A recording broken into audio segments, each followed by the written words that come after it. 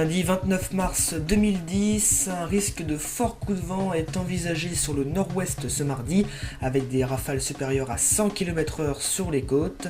Des inondations et des glissements de terrain au Pérou provoquent la mort de 7 personnes et font plusieurs porter disparues. Et enfin, nous reviendrons sur les températures maximales observées dans le Grand Ouest ce dimanche 28 mars 2010. Il faudra se montrer particulièrement attentif à la journée de mardi qui s'annoncerait délicate, notamment dans les lieux déjà dévastés par la forte tempête Xynthia il y a pile un mois. En effet, une dépression assez creuse devrait circuler au nord des îles britanniques, apportant avec elle de fortes pluies accompagnées de vents violents.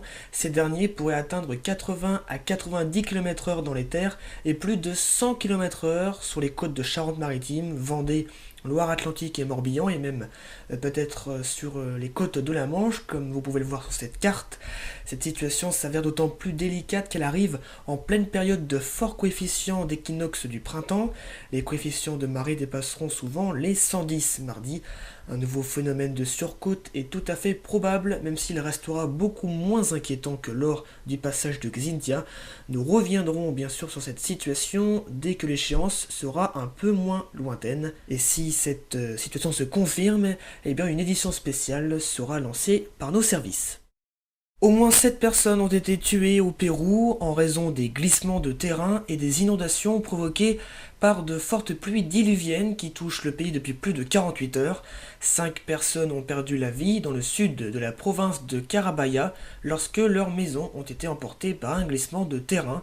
Les services de secours ont indiqué que le nombre de morts pourrait encore augmenter dans les prochaines heures vu que plusieurs personnes sont encore portées disparues.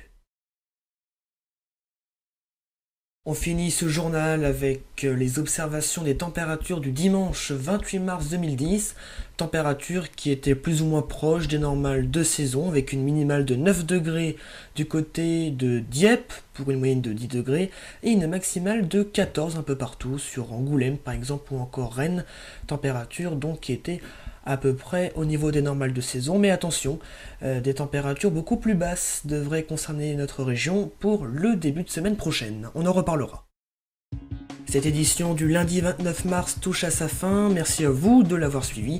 On se retrouve bien sûr comme d'habitude ce mercredi 31 mars 2010 pour un nouveau journal.